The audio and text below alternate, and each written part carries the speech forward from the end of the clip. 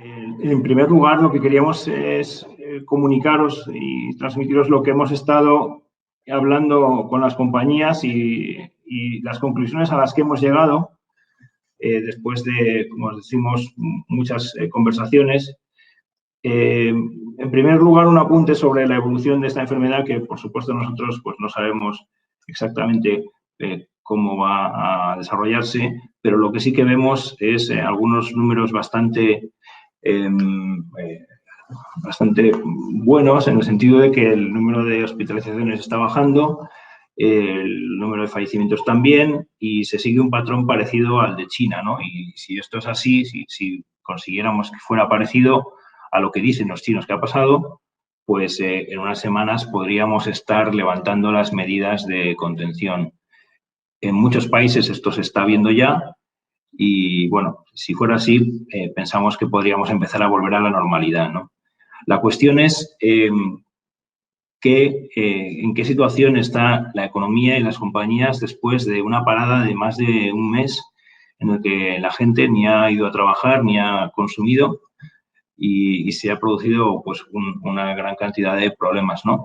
Y lo que es evidente es que la crisis va a ser profunda, va a haber una caída muy significativa del Producto Interior Bruto y esto ha tenido impacto en muchas compañías, ¿no? Entonces, nosotros lo que hemos estado hablando con nuestras empresas, hemos llegado a la conclusión de que la gran mayoría de las empresas que nosotros tenemos en cartera y muchas otras están tomando una serie de medidas que van a minimizar el daño a largo plazo en la estructura productiva de la sociedad y de las empresas. Por un lado, están ajustando costes de una manera temporal de forma muy eficaz. Todos sabemos las medidas que hay en España de los expedientes de regulación temporal de empleo, pero esto hay en todos los países medidas similares. Y entonces muchas compañías están siendo capaces de recortar sus gastos de forma significativa. También están negociando las rentas con los arrendadores, en muchos casos condonándose o aplazándose.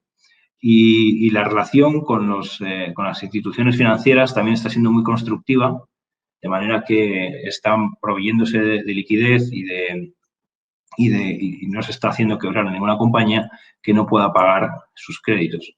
Entonces, en ese sentido, lo que pensamos es que en cuanto se levante las restricciones, vamos a poder volver a la normalidad progresivamente y el daño que ha causado esta crisis va a ser temporal, ¿no?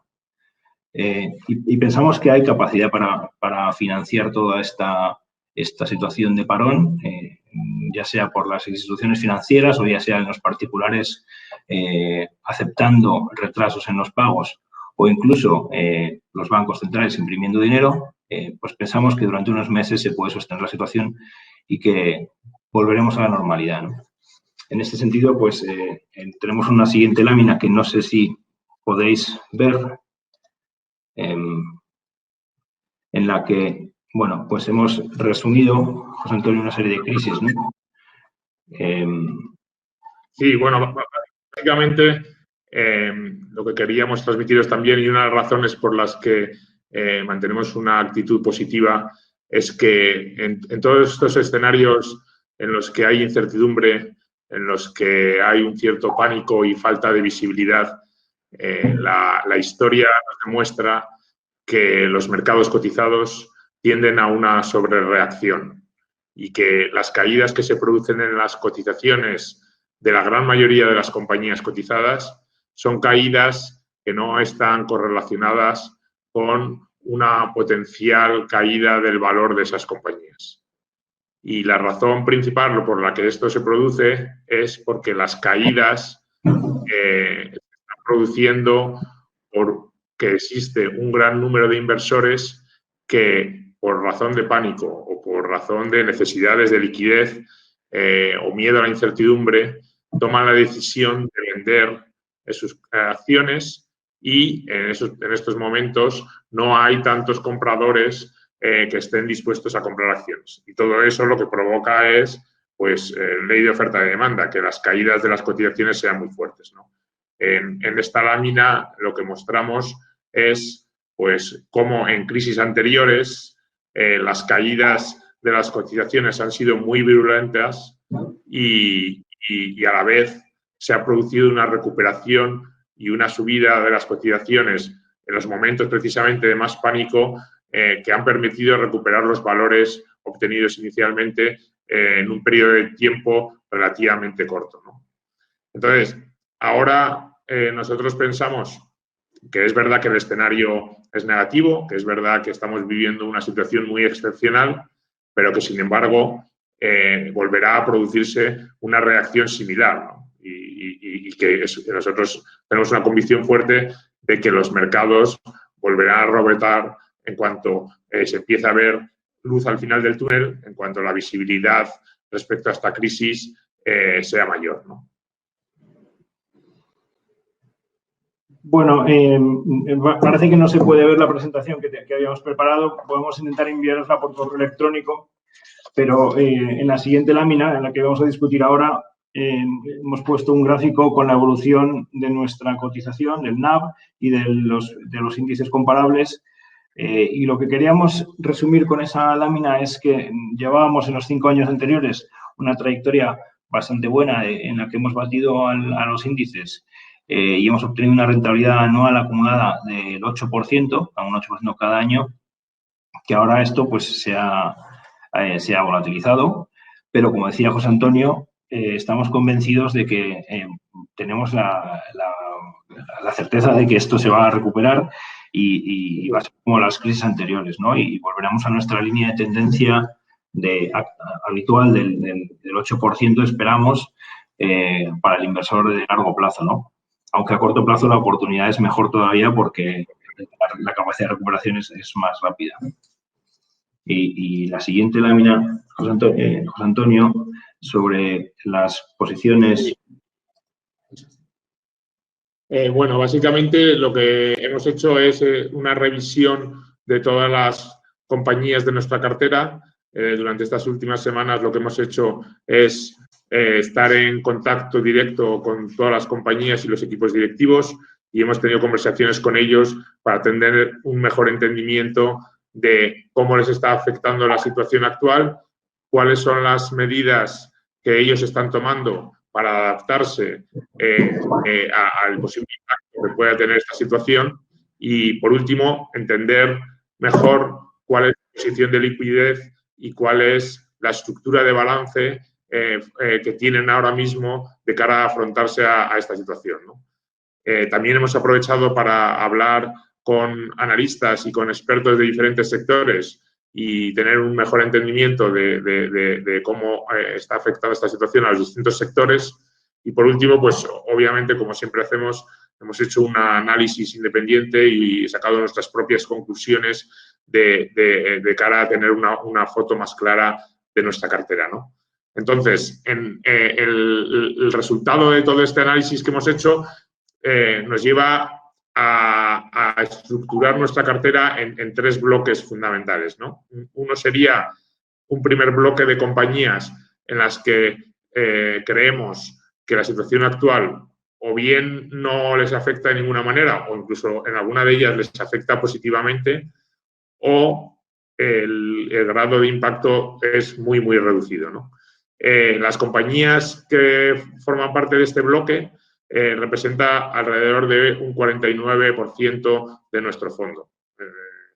Luego tendríamos un segundo bloque, que son compañías que sí que es verdad que están afectadas temporalmente, pero nosotros pensamos que este impacto tiene un carácter muy temporal, que está más bien restringido a la actual situación de confinamiento de la población en los distintos países y que una vez que este confinamiento se vaya reduciendo, pues estas compañías van a quedar muy poco impactados por la situación actual. Además, se trata de compañías que tienen un balance fuerte y que tienen la liquidez suficiente para afrontar la situación excepcional de confinamiento que estamos experimentando actualmente. Este segundo bloque de compañías representa alrededor de un 42% de nuestro fondo. Y finalmente nos queda un último tercer bloque, que son compañías que, o bien por el sector en el que se encuentran, que son sectores en los que el impacto de esta situación es muy fuerte, no solo en el momento actual de confinamiento, sino también una vez que las medidas de restricción de movimiento se reduzcan, van a tener un periodo de recuperación más lento que en otros sectores. O también compañías que, aunque tenían un balance que en una situación normal era fuerte y tenían la liquidez suficiente, ante esta situación tan excepcional que estamos viviendo, pues sus balances que no estaban preparados para esta situación tan extraordinaria, pues sí que están algo más débiles, ¿no? Y este tercer bloque representa alrededor de un 9% del fondo, ¿no? O sea, ahora os vamos a explicar y os vamos a poner ejemplos de compañías de cada uno de estos bloques para que entendáis un poco cómo es nuestra forma de pensar y que podáis ver qué tipo de compañías son a las que nos referimos. Sí, oye, antes de seguir, perdón, hemos enviado por correo electrónico la presentación, porque ya que no se puede ver en esta herramienta, pues el que quiera la puede seguir también abriendo el correo electrónico que acabamos de enviar, ¿no? Entonces, ahora voy a pasar a la página 6 de la presentación. Es una lámina en la que empezamos a hablar de este primer grupo de compañías que pensamos que no están afectadas en absoluto por la situación actual. Y, bueno, la verdad es que puede parecer increíble que haya empresas que en una situación como la que estamos viviendo, pues estén en una situación de normalidad respecto a sus flujos de caja y su facturación, ¿no? Pero la verdad es que es así. Hay compañías como nuestra primera posición en SMS, pues que alquila contadores de electricidad y sigue cobrando esos alquileres, ¿no? Entonces, este primer grupo es aproximadamente la mitad de nuestra cartera y representa, como digo, la mitad de nuestra cartera y está cotizando pues con una deuda, es decir, perdón, tiene una deuda de aproximadamente en promedio una vez EBITDA, ¿no? Pero hay muchas posiciones de caja dentro de ese grupo.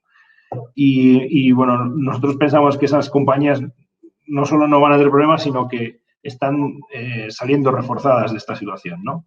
A pesar de que estas compañías no se han visto afectadas, han tenido una caída en promedio del 17% en el primer trimestre, ¿no? Una caída muy significativa que, bueno, nos hace pensar que son oportunidades de compra bastante claras, ¿no? Aunque las hay más claras, como veremos en los siguientes apartados, ¿no? Pero estas compañías buenas, estables, predecibles y con una deuda acotada que no se ven afectadas han caído un 17%, ¿no? Para pasar un poco a los ejemplos, en la lámina siguiente, en la lámina 7, el que tenga la presentación, pues hemos incluido 5 compañías que están en la cartera, que son de nuestras mayores posiciones, y lo que nos gustaría transmitir al hablar de estos ejemplos es cómo de verdad no están siendo afectadas en su negocio por la situación actual. Hablaba antes de SMS, la compañía inglesa de contadores de electricidad, y bueno, SMS, como os digo, tiene contratos a más de 15 años referenciados a la inflación y en esta crisis, pues las compañías eléctricas siguen pagando los alquileres mensuales por el contador, de manera que no le afecta en absoluto, ¿no?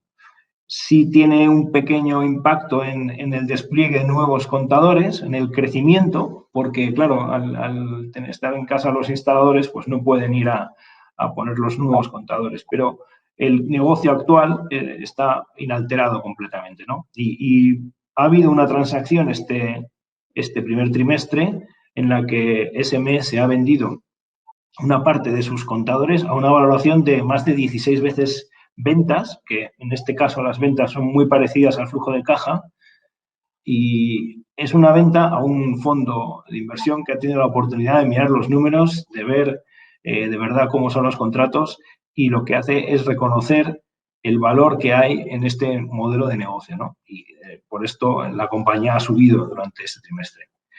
Otro ejemplo de compañía que no se ve afectada por la situación actual y que, por tanto, las caídas que haya podido tener son totalmente injustificadas es International Engelska-skolan. Es una empresa sueca de colegios y en Suecia utilizan un sistema de cheque escolar. El Estado paga la escuela privada mediante un cheque escolar.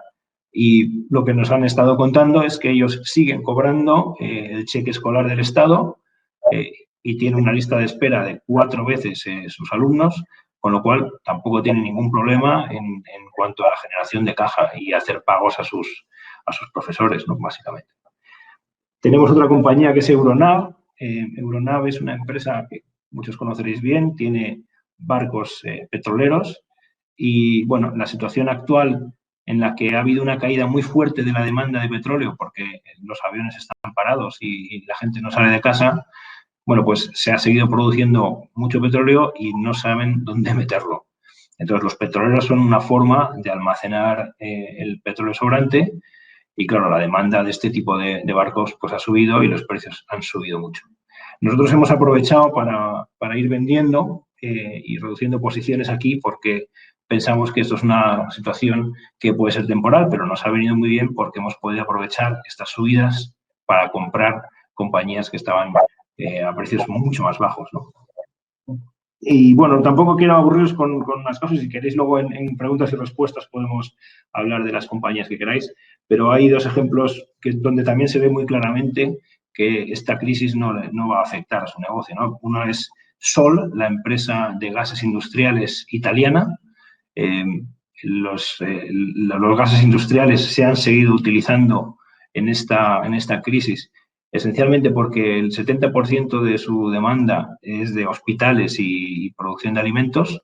Entonces, los hospitales necesitan oxígeno y han seguido comprando oxígeno a esta compañía. Y luego, Sol tiene una división que es cada vez más importante de atención domiciliaria, donde también dan oxígeno a los pacientes con problemas de respiración en su casa, ¿no? Entonces, les llevan la máquina y el oxígeno y esto pues también ha seguido funcionando, ¿no? Sin ningún problema.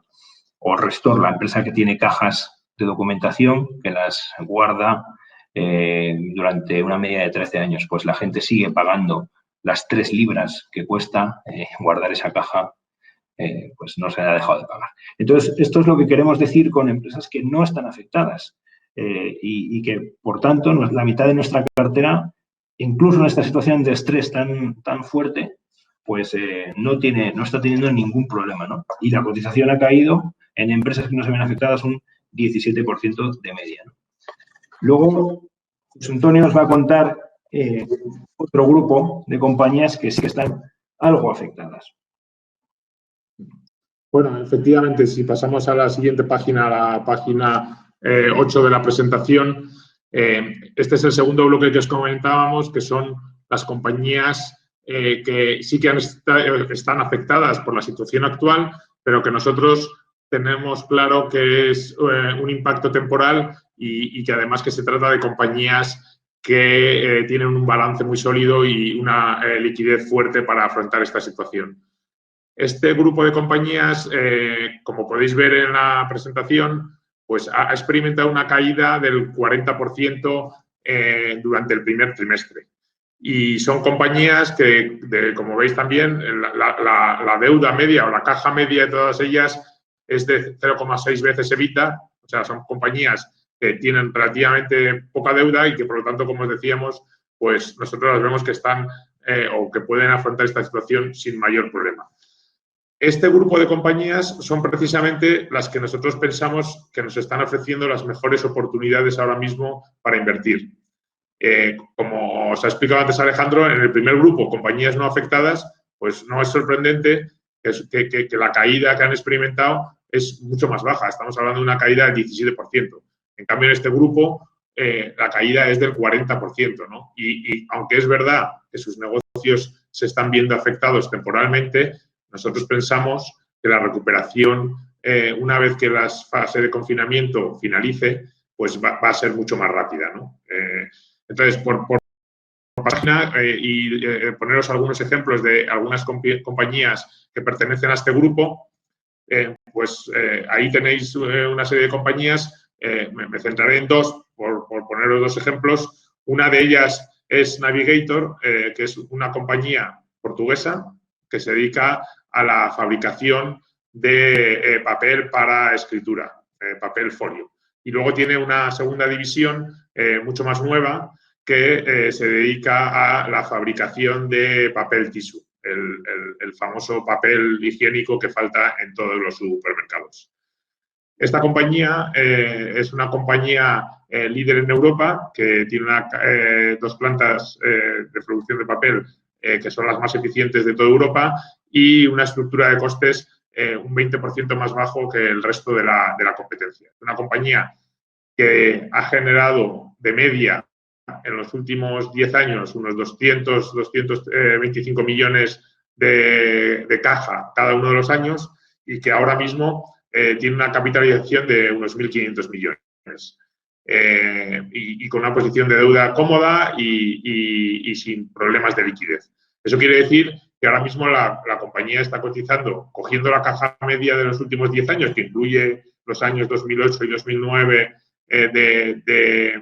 de la crisis financiera anterior, pues está cotizando alrededor de un 17% de free cash flow yield, es decir, un PER 5 o 5,5. Pues bueno, nosotros creemos que en cuanto pase la fase de confinamiento, esta compañía, su negocio, puede verse disminuido algo la demanda en el consumo de papel, pero el nivel de rentabilidad y de generación de caja va a estar en línea con lo que ha venido haciendo durante los últimos 10-15 años.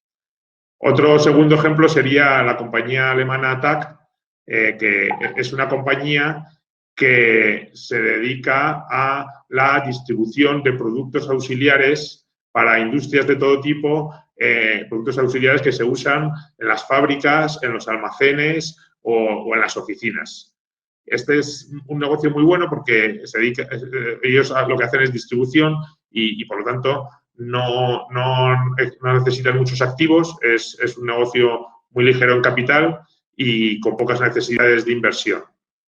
Esta compañía, la virtud que tiene es que, aunque es verdad que es algo cíclica y que en momentos de ciclo bajo, pues las ventas han sufrido, sin embargo, la generación de caja de la compañía ha sido muy consistente a lo largo del tiempo porque en los años en que las ventas y los resultados han caído, esto se ha visto compensado desde el punto de vista de la generación de caja por una liberación importante de circulante, principalmente por menores inventarios, ¿no? Entonces, eso hace que la caja de la compañía, la generación de caja anual de la compañía, haya estado entre los 65 y 80 millones de euros en los últimos 15 años, ¿no? La compañía ahora mismo cotiza o tiene una capitalización de 450 millones de euros y si cogemos la caja media, o sea, la caja mínima que ha generado en los últimos 15 años, en el peor de los años, pues estaría cotizando a un 15-16% de free cash flow yield, ¿no? O sea, lo que sería un PER 6,5-7, ¿no? Entonces, bueno, pues como veis, en este caso la compañía, su cotización ha caído un 45%. Y bueno, de nuevo creemos que está totalmente injustificado, ¿no? Como os decía, insisto, este bloque de compañías afectadas temporalmente es donde estamos encontrando las mejores oportunidades y donde estamos llevando la caja que estamos generando de la venta de las compañías que menos han caído a comprar acciones de este segundo bloque. Y por último, bueno, tenemos un tercer bloque que es el bloque de compañías algo más problemáticas y que estamos siguiendo más de cerca y que os va a comentar ahora Alejandro.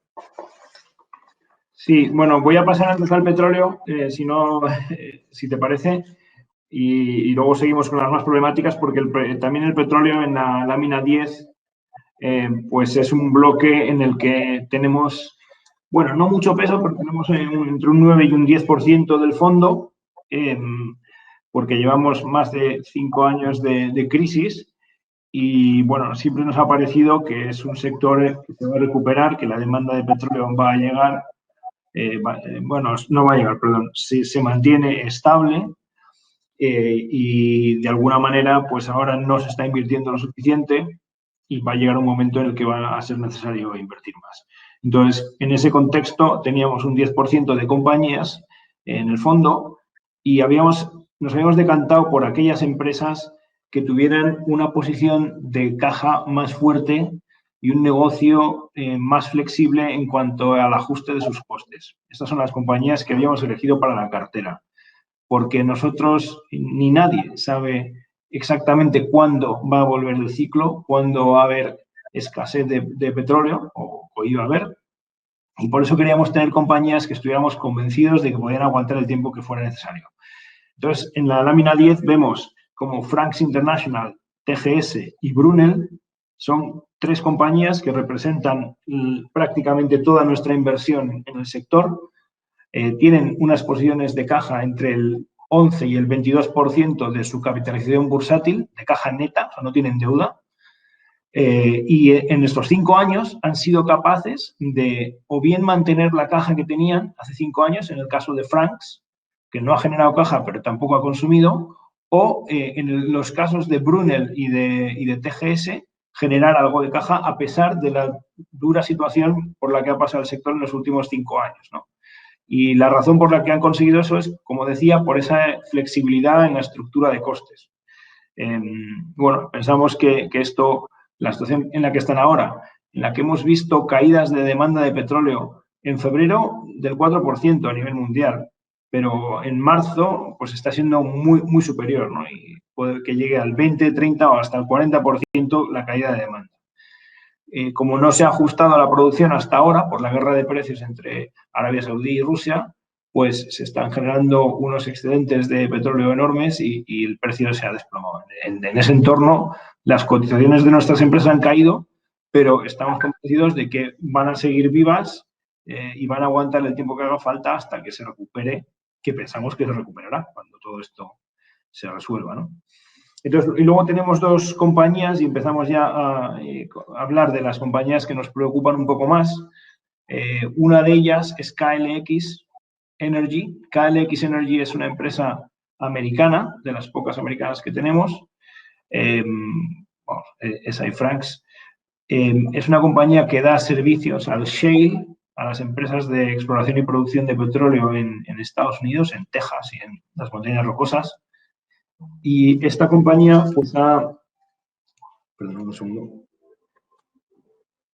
tenido un problema de que la inversión durante el año pasado, la inversión en el sector cayó de forma significativa, había sobrecapacidad y ahora mismo, pues con la situación de precios actual, se ha agravado esa situación, ¿no? Entonces, KLX tiene, para poner en contexto, 125 millones de dólares de liquidez y tiene una deuda total de 250 millones.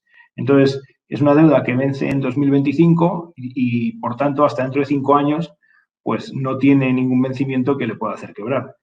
Pero tiene que mantener la liquidez, ¿no? Y con esos 125 millones, pues tiene para unos años.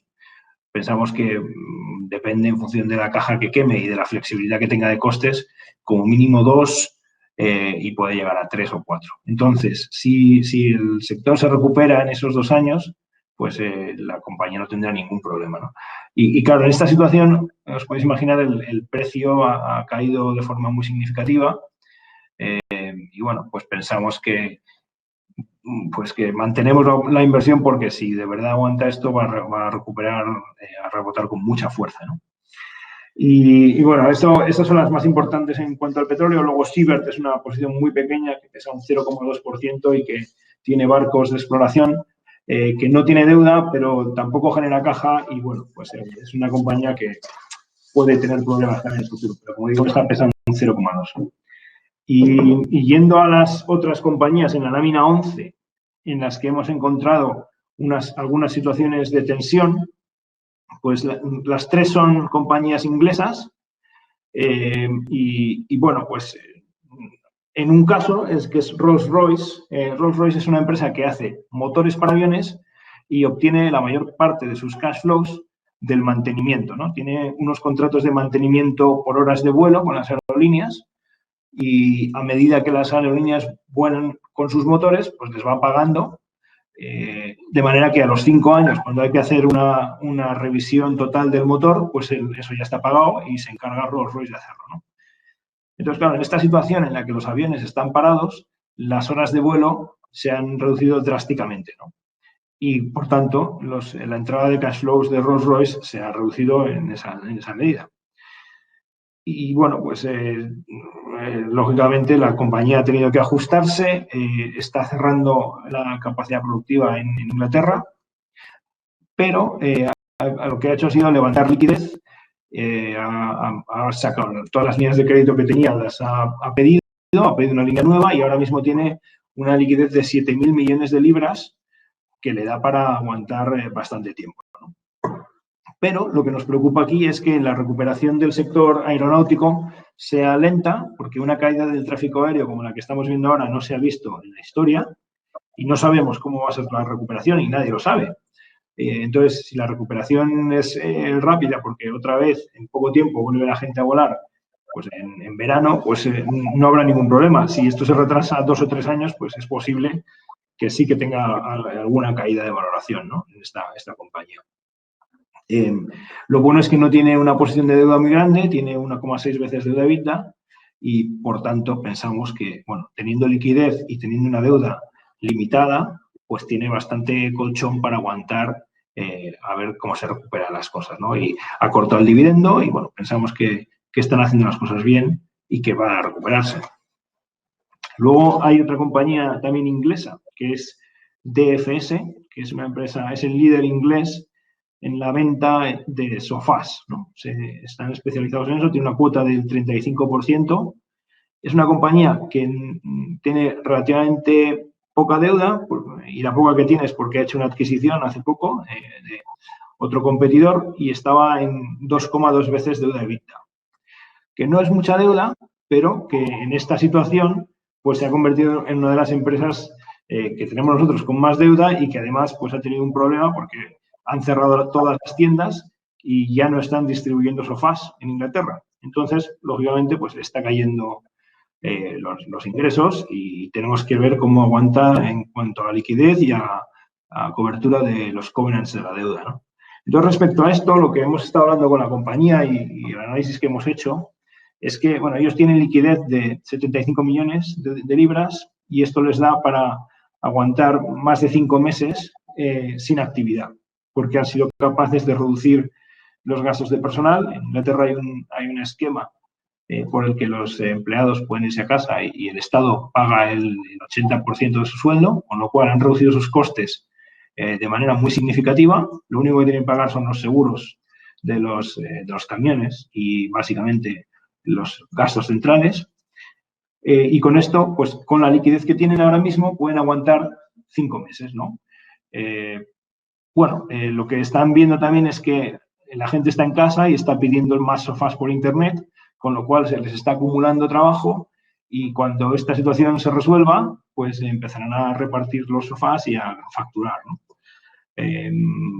Lo que han hecho también ha sido para poder apoyar a sus proveedores, que son empresas más pequeñas y que necesitan para que luego, cuando la recuperación llegue, sus proveedores sigan funcionando, pues quieren seguir pagándoles y entonces han pedido una línea de circulante garantizada con su cartera de pedidos de unos 100 millones para poder seguir pagando a sus proveedores y que sigan con vida, ¿no? Entonces, bueno, y lo que vemos en general es que en el Reino Unido los bancos están siendo bastante razonables, están apoyando sin fisuras a todas las empresas solventes, no están siendo muy pejigueros con los covenants y esto nos hace ser muy optimistas, ¿no? Porque una compañía como DFS, que es el líder el líder inglés en la venta de sofás con una estructura de costes increíble y una rentabilidad enorme, pues ha caído un 60%. O sea,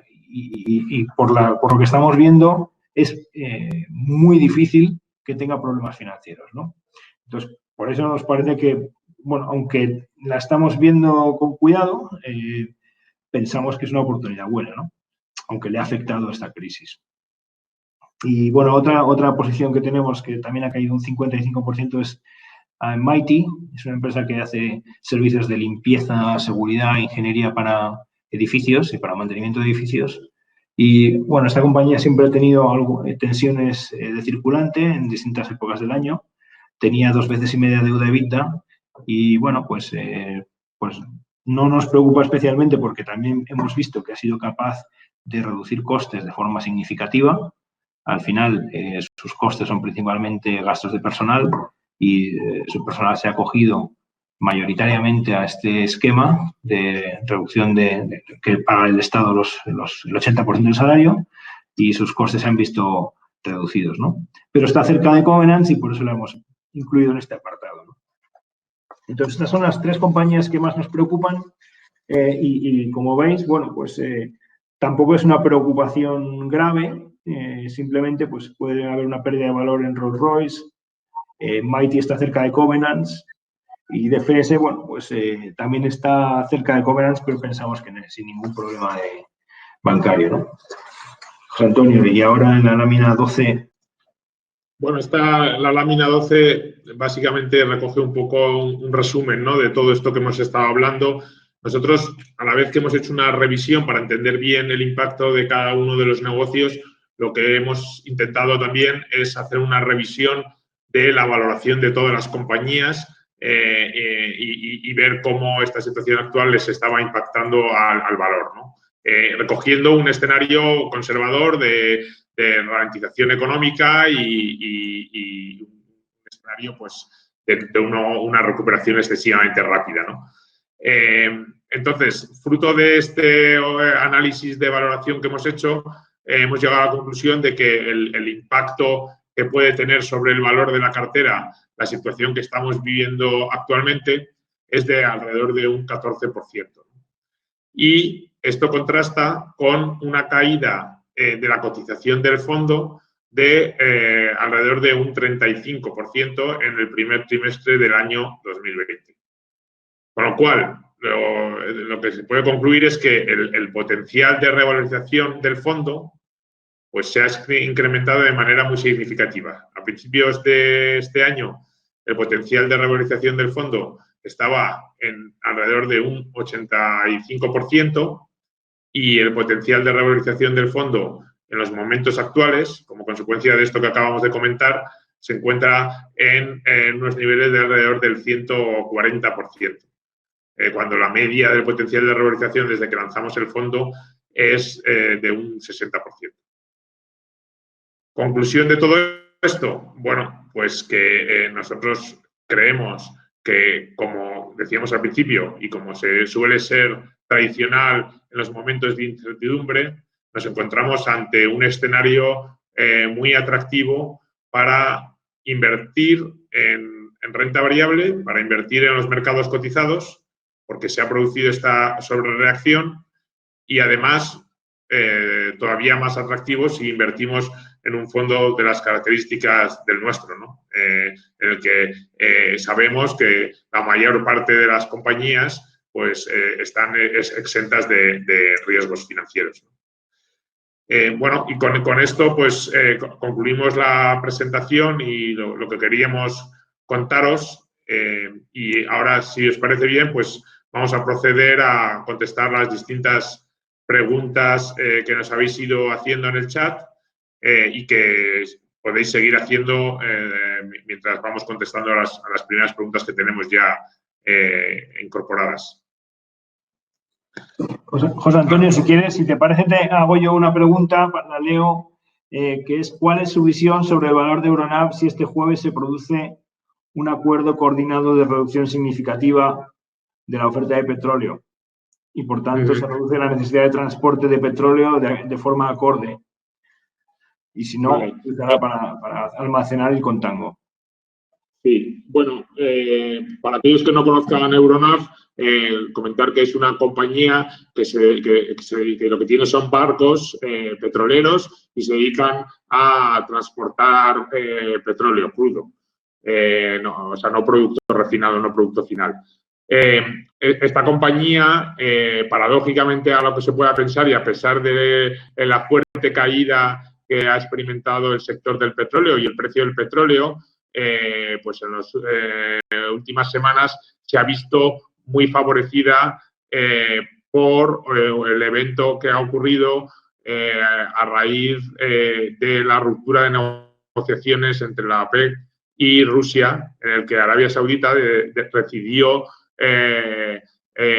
romper las negociaciones que estaba manteniendo con Rusia y unilateralmente incrementar el nivel de producción de petróleo para los próximos meses. Todo eso esto ocurrió justo antes de que empezara o que se agravara la situación de crisis derivada del COVID, que a su vez ha provocado una caída muy fuerte de demanda del petróleo, o está provocando, porque todavía estamos en este proceso, y lo que ha hecho es, primero, inundar el mundo de petróleo, porque la producción no solo ha seguido a niveles normales, sino que como consecuencia de esta decisión de Arabia Saudita, el nivel de producción ha aumentado de manera muy significativa, a la vez que estaba cayendo la demanda. Con lo cual, y además, como consecuencia de la caída del precio del petróleo, pues muchos traders lo que han querido es hacer ahí una operación de arbitraje, aprovechando la caída tan fuerte del precio del petróleo y venderlo a precios más altos a 5 o 6 meses o un año, ¿no?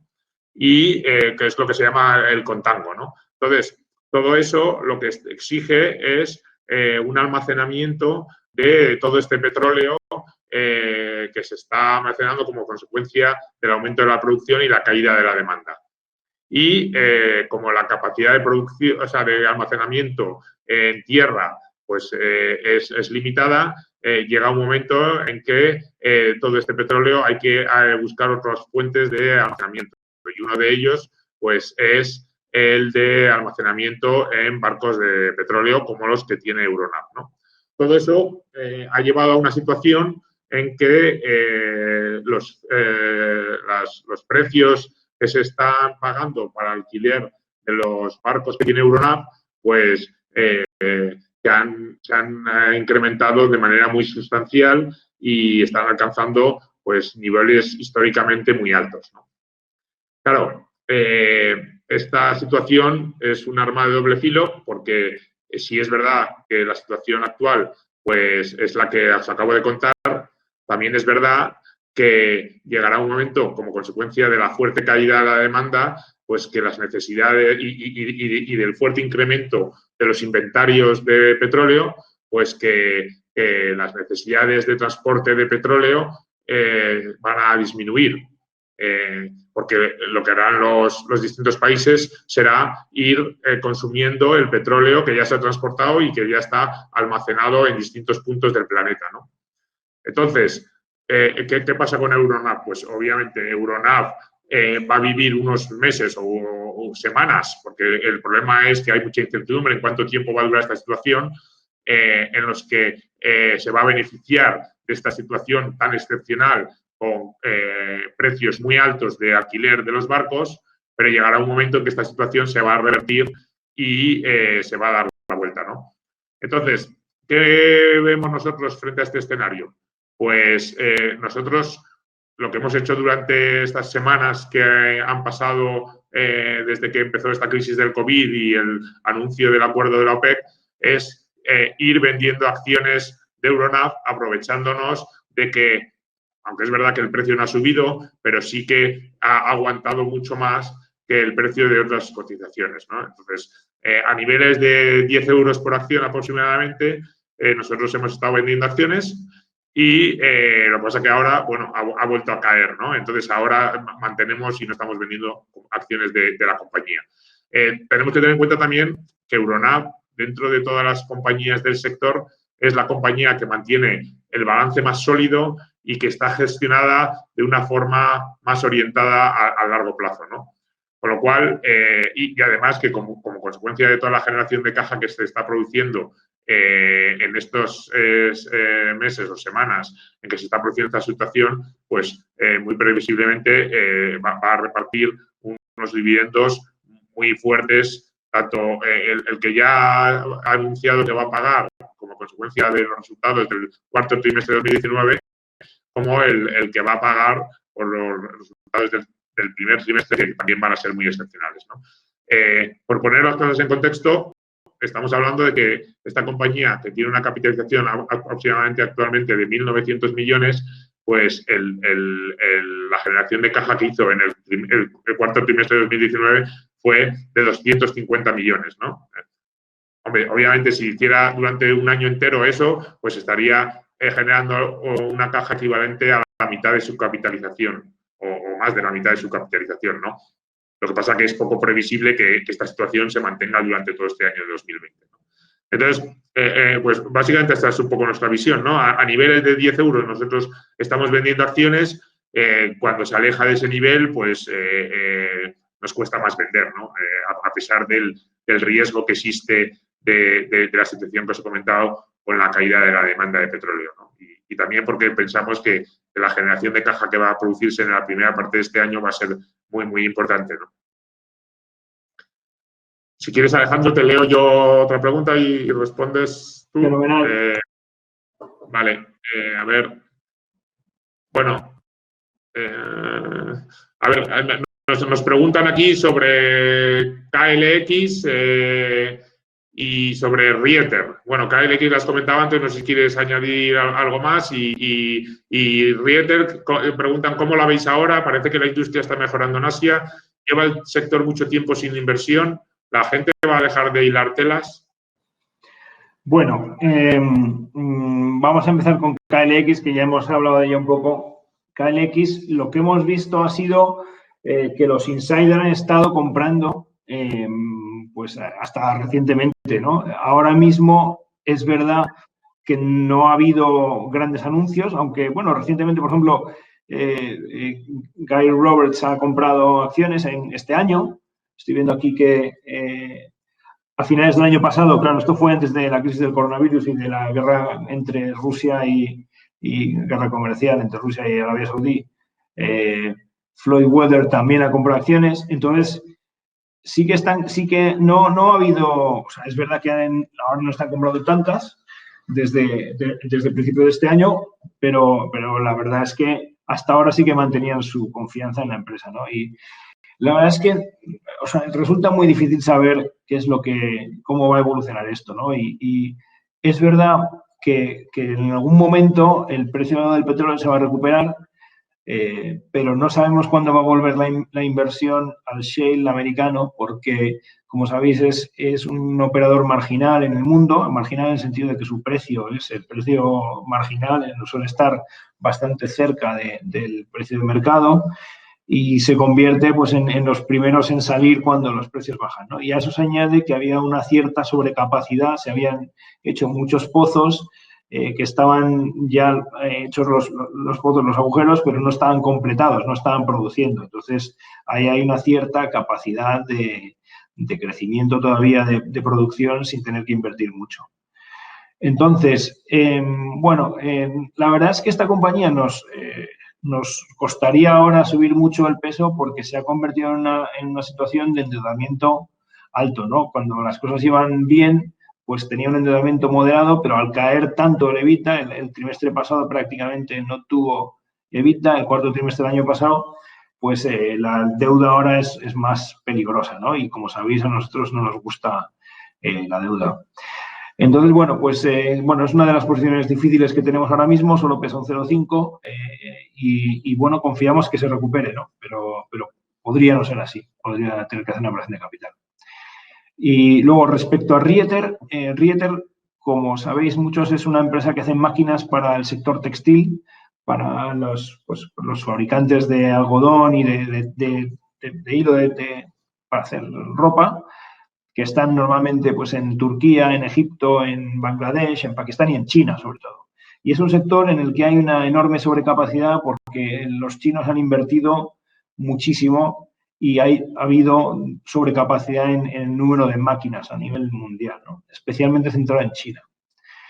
Y además tiene un problema que su principal competidor es una empresa del Estado chino, de manera indirecta, pero que compraron a su competidor alemán, con lo cual tiene buena tecnología. Y ese competidor pues, está actuando de una manera muy agresiva, dando financiación total a sus clientes, algo que Rieter pues, no quiere hacer y no debe hacer.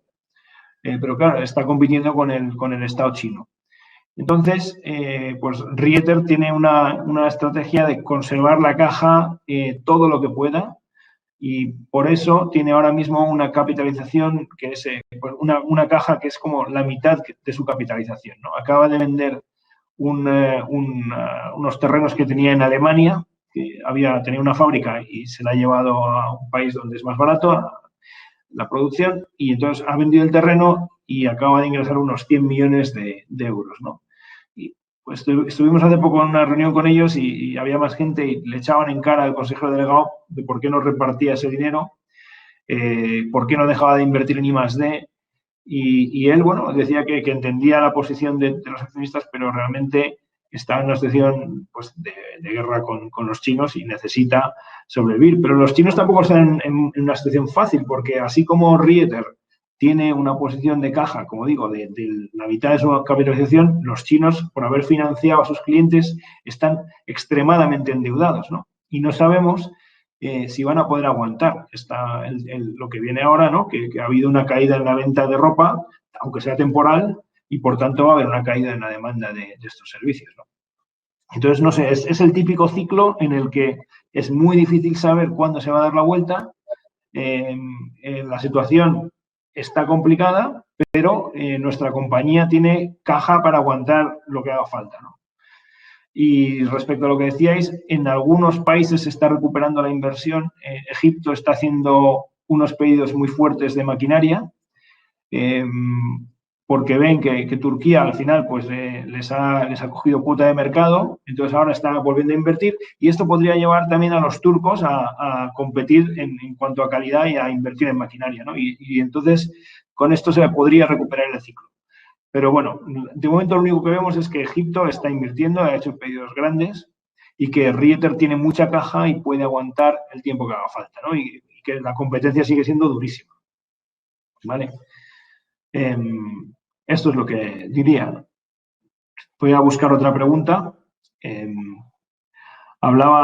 Preguntaba a alguien sobre Prosegur Cash y el efectivo, ¿no? ¿Qué pasa si la gente deja de usar efectivo, ¿no? Es algo que estamos viendo. No sé si quieres comentar tú, José Antonio, o...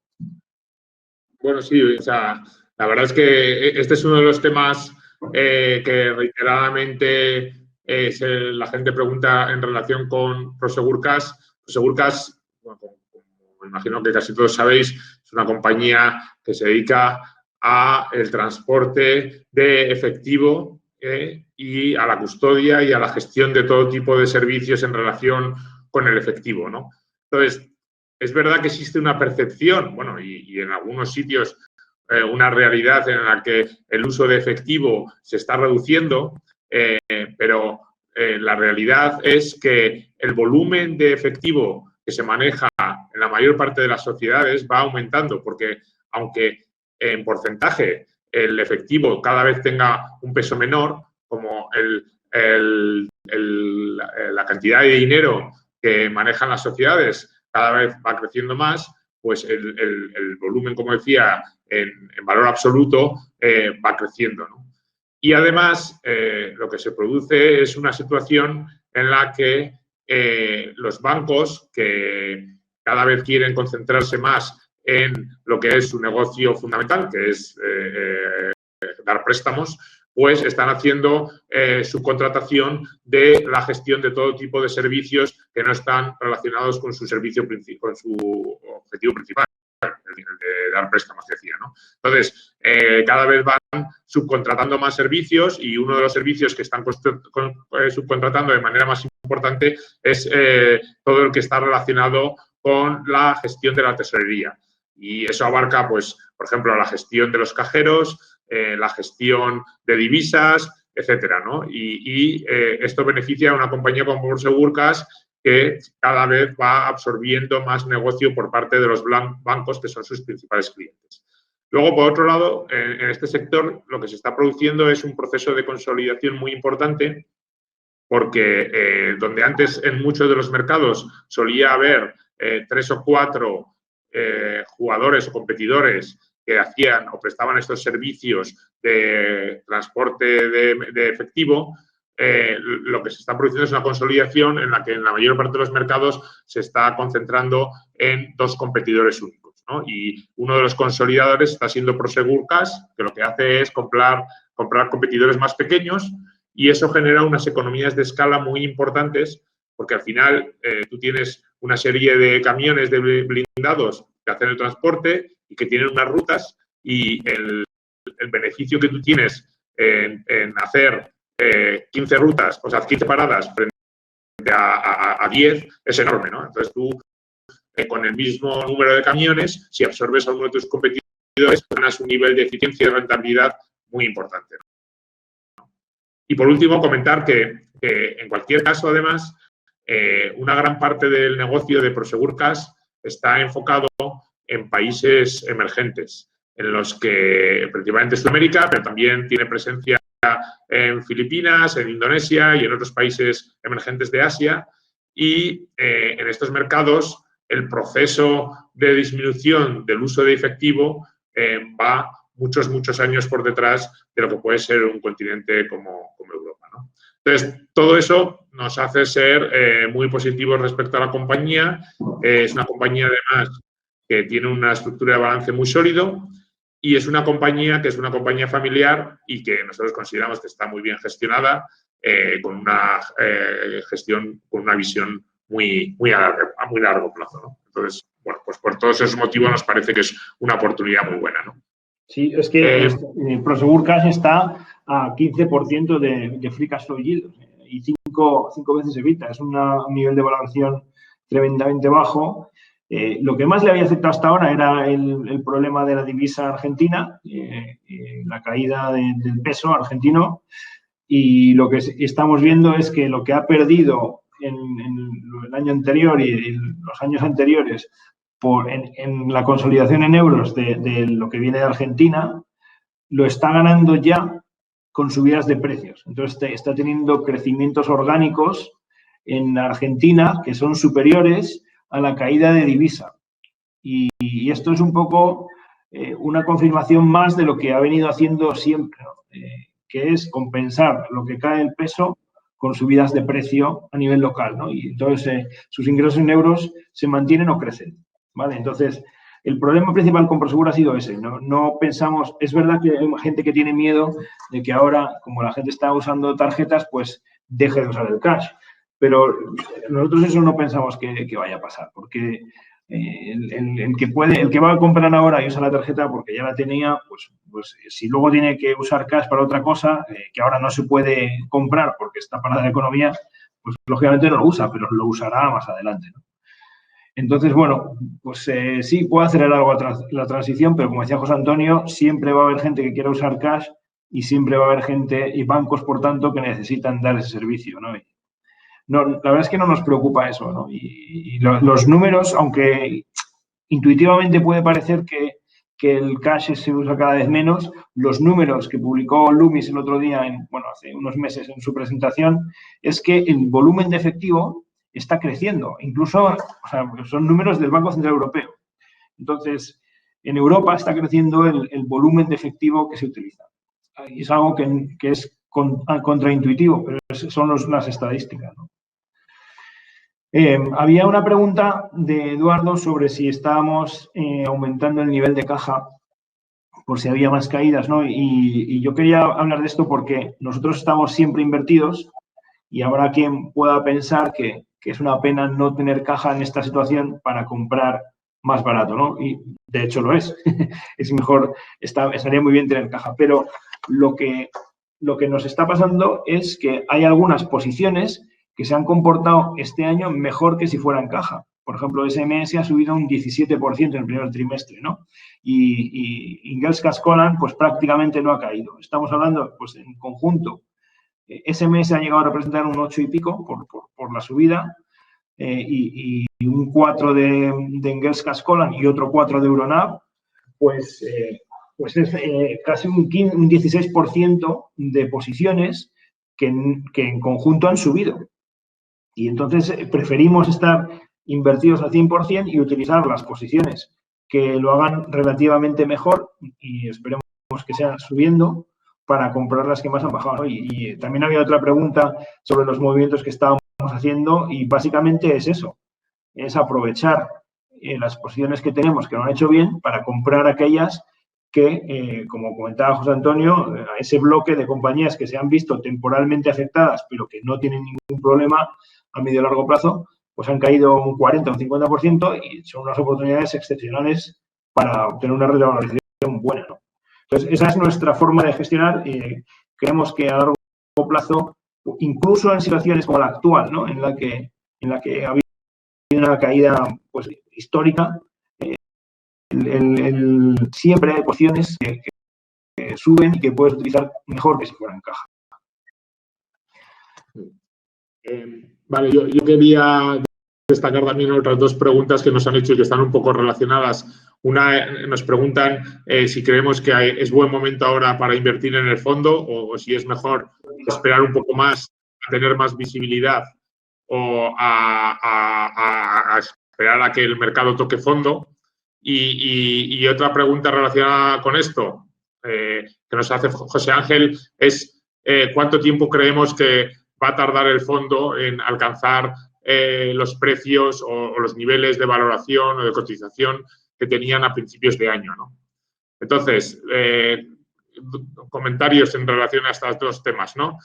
Uno, que nosotros no tenemos ni idea de cuándo el mercado va a tocar fondo. No sabemos si el mercado ha tocado fondo ya, ni sabemos dónde está el fondo, ni cuándo lo va a tocar. Y además, creemos que es relativamente poco importante porque creemos que es imposible acertar en ese momento.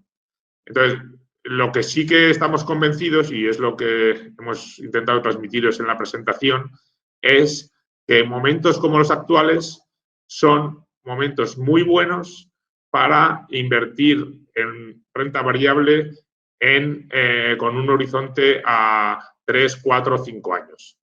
Y en ese sentido, lo que estamos convencidos es de que el que invierta ahora va a obtener unos retornos muy atractivos en ese periodo de tiempo. Por lo tanto, primero, hombre, es fundamental no invertir dinero que se vaya a necesitar muy previsiblemente en los próximos meses o incluso en los 2 próximos años o 3 años, ¿no? Pero si tú inviertes dinero que no vas a necesitar, los retornos que obtienes invirtiendo en momentos como los actuales son muy buenos. Y la historia nos da la razón porque siempre, siempre ha pasado esto. Entonces, en relación con la segunda pregunta, ¿cuánto tiempo creemos que va a tardar o recuperar los precios de principio de año? Pues no lo sabemos, porque eso es muy difícil de acertarlo y no depende de nosotros, depende de cómo los compradores o los inversores van a empezar a entrar, a volver al mercado de renta variable, ¿no? Lo que sí que sabemos es que lo que enseñábamos en la filmina número 3 de la presentación, ¿no? Y que ha pasado en nuestro fondo, ¿no? Que tras caídas muy importantes del fondo se han producido revalorizaciones muy fuertes, ¿no? Entonces, estamos convencidos de que esas revalorizaciones se van a producir y que los retornos, si en los 5 años que llevábamos hasta principios de este año estábamos obteniendo un 8% de rentabilidad anual media, pues el que esté invirtiendo ahora probablemente va a obtener, con una probabilidad muy alta, va a obtener una rentabilidad media anual en los próximos 5 años significativamente superior a este 8% que estábamos obteniendo. Porque solo para volver a esa tendencia que estábamos teniendo, pues es necesario que se recupere anualmente en los próximos años de una manera mucho más importante, ¿no? Y luego, la razón por la que nos da confianza para esto es que vemos que la diferencia entre el valor que nosotros creemos que tienen las compañías y la cotización a la que están cotizando actualmente en el mercado, pues como os decíamos también antes, es el más alto desde que empezamos el fondo, ¿no? Estamos hablando de un potencial del 139%. Entonces, eso también nos da confianza que ese gap no se puede mantener en el tiempo durante muchos meses o muchos años, ¿no? Entonces, saber cuándo van a pasar las cosas es lo que es imposible. pero hay cosas que sí, con mucha certeza vemos muy claras, ¿no? Y el hecho de que ahora es una buena oportunidad, pues lo vemos muy claro. Y bueno, había una pregunta que ha respondido Carmen en el chat sobre Prosegur Cash, que sí estaba como decía Carmen, está dentro del grupo Prosegur Cash de las afectadas temporalmente, porque han tenido que hacer un ERTE en España y algunos subsectores sí que están teniendo actividad, como es el sector de alimentación, pero otros sectores pues se han parado, ¿no? Entonces, está afectada. Lo que pasa es que está afectada, pero tiene una posición de deuda de 1,5 veces EBITDA, o sea, porque Prosegur Cash tiene 550 millones de deuda a diciembre, excluyendo la activación de los alquileres, que como sabéis este año es la primera vez que hay que meter los alquileres en el balance. Bueno, nosotros eso lo excluimos, para nosotros eso no es la deuda financiera, y un EBITDA de 340 millones, excluyendo extraordinarios, ¿no? Ellos dicen 400 en su presentación, pero incluyen la venta de Francia, las plusvalías de Francia y de Sudáfrica, y también pues no incluyen los gastos por alquileres, nosotros sí los incluimos, ya que los quitamos de la deuda. Entonces, es 1,5 veces deuda EBITDA, es una deuda muy razonable para una empresa que tiene esta capacidad tan fuerte de generar caja, ¿no? Por eso pensamos que no tiene problemas a largo plazo, ¿no? Y luego había una pregunta sobre qué pasa si en otoño hay una segunda oleada, ¿no? Y esto no es descartable. O sea, puede ser que ahora se levanten las medidas de cuarentena, en verano, pues por la temperatura o por las razones que sea, o por las precauciones que tomamos todos, no haya contagios y que en otoño vuelva otra vez la epidemia, ¿no? Entonces, yo lo que querría transmitir con esto, respecto a esto, es que no lo sabemos, por supuesto, pero que tenemos una cartera que está preparada para aguantar mucho más estrés. Entonces, las compañías, esa mitad de compañías que no se están viendo afectadas, pues desde luego que van a seguir sin verse afectadas. Y el 42% que tenemos de compañías que sí que se han visto afectadas, pues volverían a verse afectadas. Pero como son de las compañías menos endeudadas de su sector y pensamos que ya las cosas no van a ser tan malas como esta primera vez, pues aguantarán sin ningún problema, ¿no? O sea, la clave para nosotros en la construcción de la cartera siempre ha sido y es buscar compañías que en una situación como la actual, de gran estrés, puedan resistir. Y esto se traduce en dos cosas, que sean compañías con poca deuda y compañías con negocios estables y con cash flows un poco independientes de la situación económica y descorrelacionados entre sí las distintas compañías. Creemos que esta crisis está poniendo en valor nuestra cartera, porque de verdad, viendo una por una las empresas, pues hemos detectado tres y las dos de petróleo con algo de deuda, que tienen problemas. Las demás, en una situación de estrés como esta, que no se había visto en décadas, pues estamos tranquilos con más del 90% de la cartera, ¿no? Entonces, si hay una recaída, pues esperemos que no, pero seguiremos tranquilos porque seguimos con compañías buenas y con poca deuda, ¿no? Y luego, aparte, yo creo que esto ya es una opinión personal, no lo sé, pero yo creo que aquí ha habido muchos más contagios de los que se han publicado y hay mucha gente que está inmunizada ya. Entonces, las siguientes oleadas van a ser más pequeñas y mucho menos graves que la actual, ¿no? Que nos ha pillado a todos desprevenidos y sin ningún tipo de inmunidad. Pero bueno, José Antonio, ¿no sé si has visto alguna otra pregunta? Bueno, nos preguntan también si algunas de las compañías de nuestra cartera están comprando acciones y, bueno, respecto a ese punto, la verdad es que en la situación actual las compañías están siendo muy prudentes respecto a la utilización de su caja y, por lo tanto, muy pocas empresas actualmente están haciendo planes de recompra de acciones, ¿no? Porque prefieren, ante la situación de incertidumbre y la falta de visibilidad, prefieren mantener la caja para poder afrontar cualquier tipo de situación, ¿no?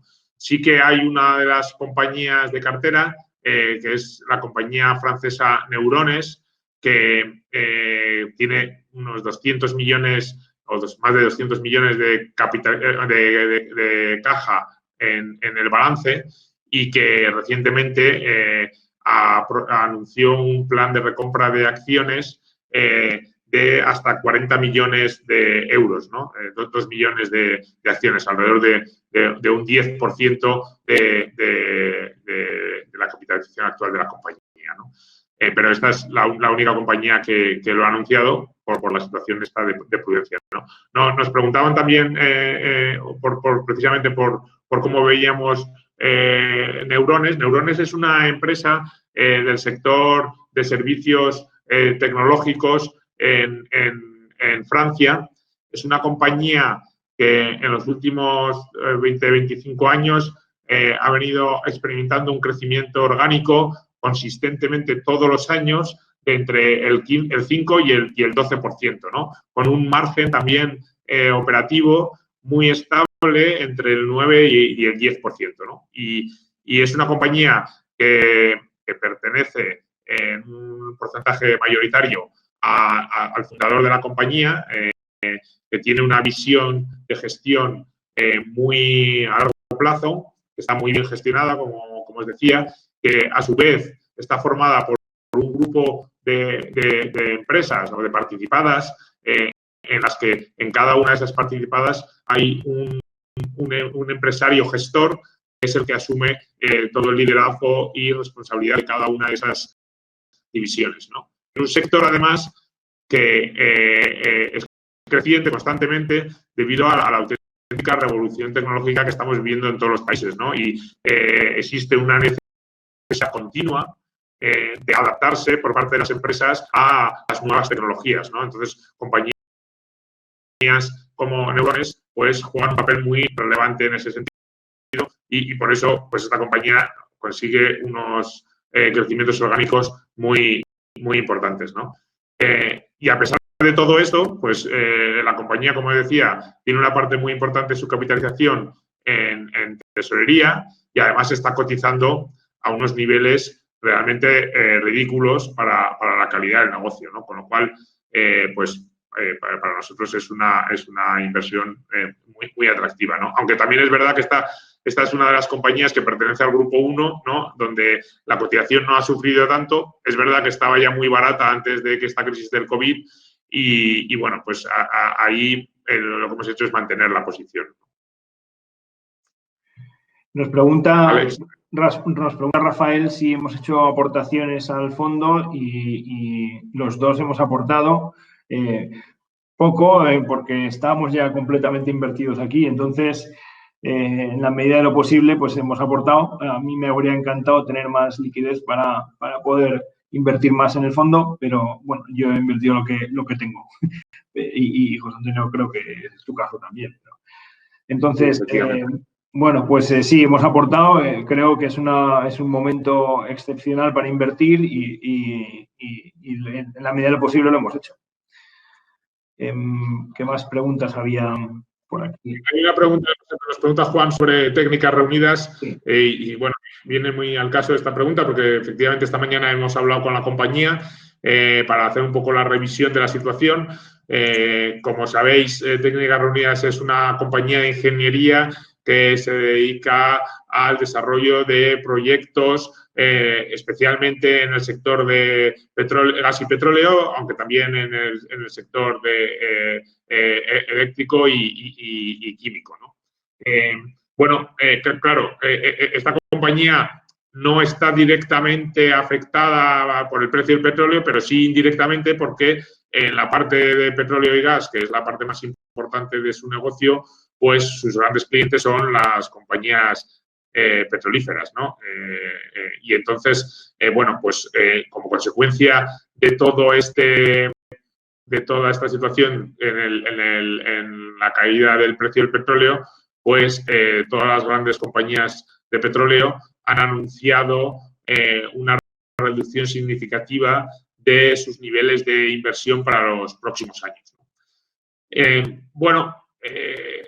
En ese sentido, esto de cara al futuro sí que puede tener un cierto impacto sobre la compañía, pero es verdad que viene mitigado porque la compañía tiene actualmente una cartera de proyectos en firme que representan aproximadamente 2 años y medio de trabajo, ¿no? La compañía hace una facturación anual de alrededor de 4.500 millones de euros y, bueno, pues eso da cierta tranquilidad y cierta visibilidad.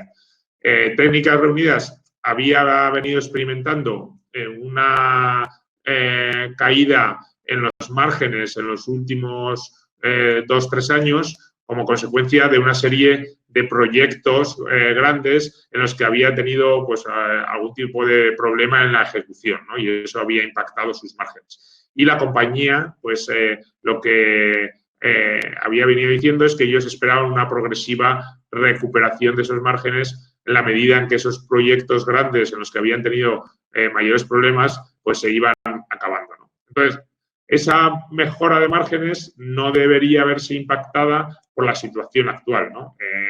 Y por otro lado, pues, como decíamos antes, los 2 próximos años o 3 años tienen ya garantizado un nivel de facturación con bastante visibilidad por la cartera de pedidos, ¿no? Obviamente, los proyectos futuros posibles, potenciales, se van a ver disminuidos, pero aún así la credibilidad que tiene Técnicas en el mercado, pues creemos que le va a permitir mantener los niveles más allá de los 2 o 3 años de los que estábamos hablando. Y bueno, todo eso se pone en el contexto de una compañía cuya cotización pues ha caído aproximadamente un 50%, ¿no? Entonces, de una cotización que ya venía de unos niveles muy bajos porque el mercado estaba penalizando a la compañía como consecuencia de los trimestres últimos, como decía, que llevaba con un nivel de rentabilidad bastante por debajo de su nivel de rentabilidad histórico, ¿no? Entonces, bueno, es una compañía también de nuevo familiar que tiene una situación de balance fuerte con algo de caja, aunque es verdad que estas compañías de ingeniería siempre funcionan con unos niveles de caja porque tienen parte de anticipos que van pagando los clientes para la ejecución de los proyectos y que creemos que a los niveles de cotización que tiene actualmente pues está excesivamente barata y no tiene sentido, ¿no? Si normalizamos, no llegando a los niveles históricos, pero a un camino intermedio entre lo que venía teniendo históricamente del 4,5-5% y lo que estaba, los niveles que estaba ahora, estaba más en el 1%, pues si ponemos un margen medio entre esos dos rangos, pues creemos que el valor de la compañía es significativamente superior a lo que está mostrando su cotización y antes mostraba la cotización incluso antes de que empezara esta crisis del COVID. Sí, ¿Vale? sí. Yo he visto aquí una pregunta sobre Sarantis, ¿no? Sarantis es una empresa griega, es la única empresa que tenemos en Grecia que tiene un negocio de venta de cosméticos con su marca propia de marca blanca y también de venta de productos de droguería y en Grecia, ¿no? Entonces esto es un negocio que aguantó perfectamente la enorme crisis de Grecia, porque para empezar, droguería pues son productos como bolsas de basura y la gente tiene que seguir utilizándolos en la crisis. Y bueno, aguantó fenomenal. Cosméticos lo hizo un poquito peor durante la crisis, pero droguería no tuvo ningún problema. Y luego tiene una joint venture con Estée Lauder que también va muy bien. Entonces, esta compañía nos gusta mucho por su solidez, porque pudimos comprarla en un momento en que estaba a un precio muy atractivo, saliendo de la crisis en Grecia, y además tiene unas palancas de creación de valor a través de operaciones de M&A que son muy interesantes, ¿no? Hay una tendencia en las grandes empresas de consumo a concentrarse en unas pocas marcas, ¿no? Y vender aquellas que son su tercera o cuarta marca porque no le dan beneficio. Entonces, son marcas que tienen un valor y que las grandes empresas desprecian.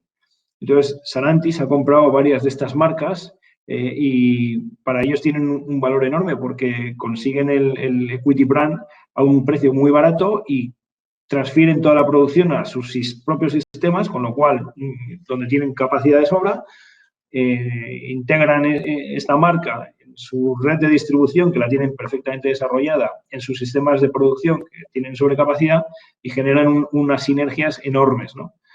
Y bueno, además están comprando en países de Europa del Este, han comprado Indulona y Ergopack en Eslovaquia y en Ucrania, y son países en los que hay una buena capacidad de crecimiento, donde han podido comprar a precios muy atractivos y donde también van a poder integrar su capacidad productiva y aprovechar su capacidad productiva para vender en esos nuevos mercados, ¿no? Con lo cual, es una empresa muy buena, muy resistente, que no tiene deuda, a pesar de todas las compras que ha hecho, y que, bueno, estaba muy barata cuando la compramos, ahora está algo menos barata, pero porque también lo ha hecho muy bien, pero nos encanta, ¿no? Y tiene esa capacidad de seguir creciendo a través de esas operaciones de money.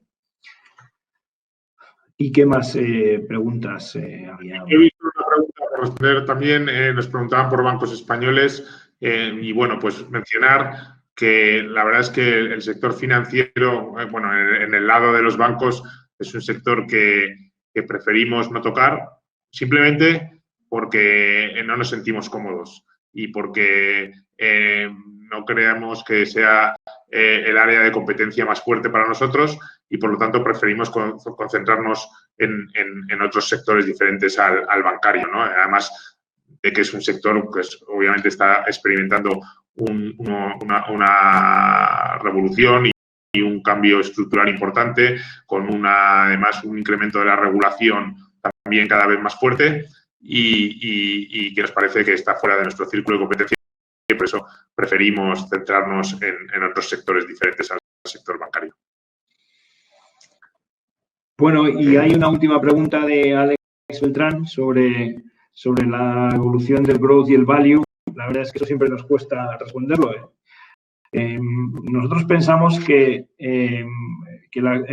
nuestra cartera pues no se puede clasificar.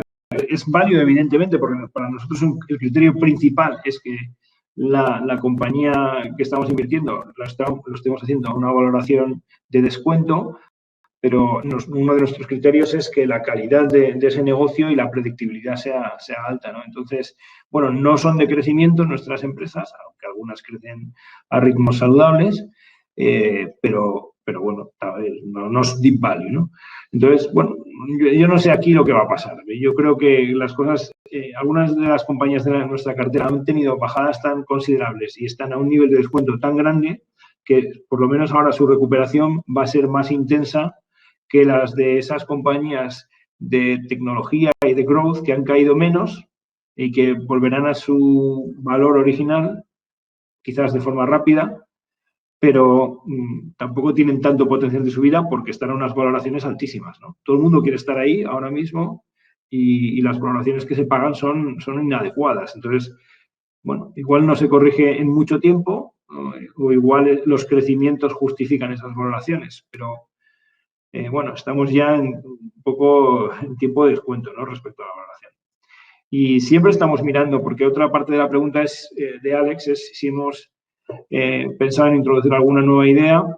Bueno, no por cambios estructurales en el mundo, pero sí por valoración. Estamos constantemente mirando nuevas oportunidades, ¿no? Lo que pasa es que dentro de la cartera tenemos oportunidades tan buenas que preferimos poner nuestro dinero a trabajar en empresas que sabemos que están bien, que ya las conocemos, que hemos hablado con los equipos durante mucho tiempo y que han bajado de forma muy, muy significativa, ¿no?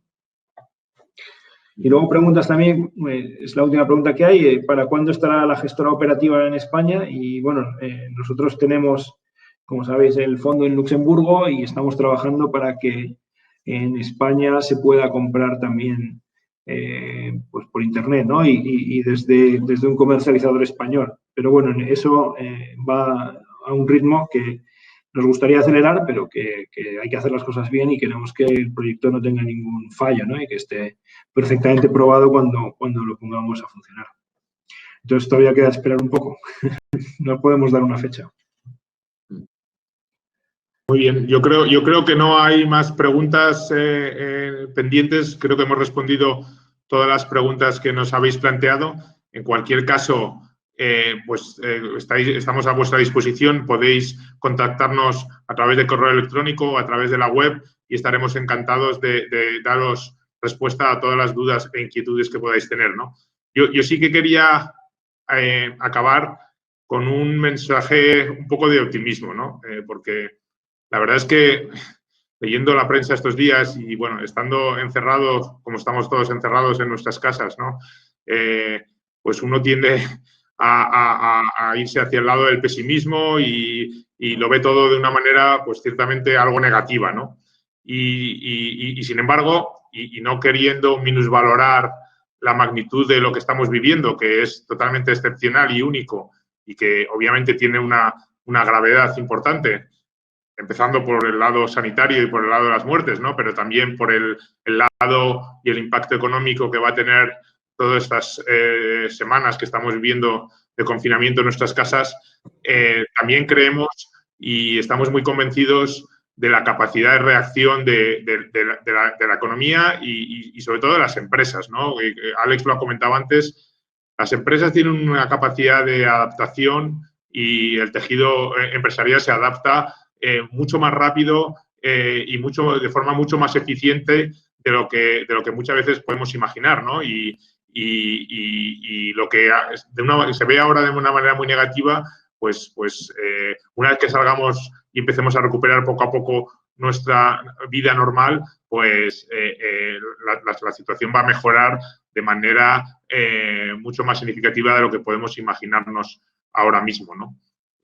Obviamente habrá sectores muy particulares y personas que se verán afectadas por esa situación, pero en general nosotros tendemos a ver las cosas con optimismo, ¿no? Si además vemos la evolución del mundo en una perspectiva un poco más larga, pues vemos cómo todas estas situaciones excepcionales, al final, vista en perspectiva más larga, pues quedan un poco disminuidas, ¿no? O sea, si pensamos en la crisis financiera del año 2008-2009, pues que no fue hace tantos años, a los pocos años eso estaba relativamente olvidado, ¿no? Y la economía había recuperado su pujanza y su crecimiento, ¿no? Y por eso queríamos lanzar ese mensaje optimista y por otro lado también, pues recordar lo que decíamos, que en cualquier caso, lo que sí que pensamos es que los mercados sobrereaccionan a este tipo de situaciones, fruto del pánico y de la incertidumbre, y que para los inversores pues se presentan oportunidades magníficas. Y además, en cualquier caso, además, el dinero está mucho mejor invertido que en liquidez, porque nos protegemos estando invertidos en activos reales, bien sean empresas o bien sean inmuebles, ¿no? Entonces, por eso consideramos que lo mejor para protegerse frente a cualquier escenario futuro que pueda ocurrir es estar invertido en activos reales. Y con esto yo creo, Alex, o sea, que tú quieras añadir algo más. Bueno, pues simplemente agradecer a todos los que nos habéis seguido el tiempo y el interés por nuestro proyecto y las preguntas que habéis hecho, y que seguimos a vuestra disposición para cualquier duda que tengáis. Podéis poneros en contacto con cualquiera de nosotros o con Carmen y intentaremos responder a vuestras preguntas y a vuestras dudas todo lo rápido que podamos. Así que muchísimas gracias por vuestra atención y estamos a la espera de lo que queráis preguntarnos. Así que, bueno, pues lo dejamos aquí. Muchas gracias a todos.